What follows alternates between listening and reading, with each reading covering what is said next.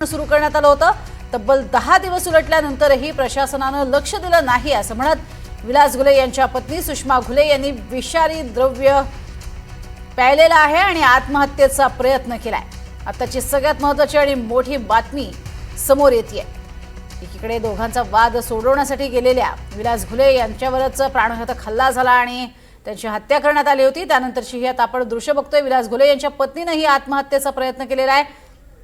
विषारी द्रव्य त्यांनी प्राशन केलं आणि त्यानंतर तातडीने तिथे पोलीस पोहोचलेले आपण बघतोय। पोलिसांकडनं ही पाहणी केली जाते, मात्र सध्याची माहिती समोर येतेय। त्या माहितीप्रमाणे तब्बल 10 दिवस उलटूनही या उपोषणाची दखल घेतली जात नाहीये। खासदार बजरंग सोनवणे यांच्या मुलावरती गंभीर स्वरूपाचे आरोप करण्यात आलेले आहेत आणि खासदार सोनवणे यांचे पुत्र सौरभ सोनवणे यांच्यावरती गुन्हा दाखल करा ही मागणी केली जाते। याच मागणीसाठी खरं तर तब्बल 10 दिवसांपासून उपोषण सुरू करण्यात आलेलं आहे, मात्र या उपोषणाची दखल का घेतली जात नाही असं म्हणत विलास घुले यांच्या पत्नीनं हे विष प्राशन केलंय। अधिक माहिती आकाश सावंत आपल्याला देतात। आकाश,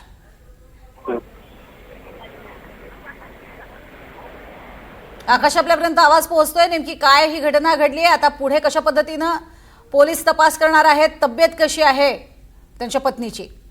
गेल्या 45 दिवसापासून विलास घुले खून प्रकरणाला 45 दिवस उलटलेत, मात्र अद्याप ही जे पुरवणी जबाबामध्ये खासदार बजरंग सोनवणे यांचे पुत्र सौरभ सोनवणे यांचं नाव घेण्यात आलं होतं। मात्र या सौरभ सोनवणेला अटक करा, त्याच्यावरती गुन्हे दाखल करा या मागणीसाठी गेल्या 10 दिवसापासून जिल्हाधिकारी कचेरीसमोर विलास घुले आणि विलास घुलेच्या कुटुंबियांचं जे आहे ते आमरण उपोषण सुरू होतं। त्यात त्यांच्या पत्नी असतील, भाऊ असतील, कुटुंबीय देखील उपोषणाला बसले होते। मात्र प्रशासन जे आहे, जिल्हा प्रशासन यांच्याकडे लक्ष देत नसल्याचा गंभीर आरोप करत जे आहे आज 10व्या दिवशी विलास घुले यांच्या पत्नी सुषमा घुले यांनी जे आहे ते विषारी द्रव्य जे आहे ते प्राशन केलं आणि आत्महत्या करण्याचा प्रयत्न केला। एका माध्यमाला मुलाखत देत असतानाच त्यांनी हा प्रकार, आता माझे पती गेलेत, आता मला न्याय मिळाला पाहिजे ही भूमिका घेत जे आहे ते विषारी द्रव्य प्राशन केलं आणि या घटनेमुळे परिसरात मोठी खळबळ उडाली। आणि याच दरम्यान आज राज्याच्या उपमुख्यमंत्री तथा बीड जिल्ह्याच्या पालकमंत्री सुनेत्रा पवार देखील आज मुक्कामी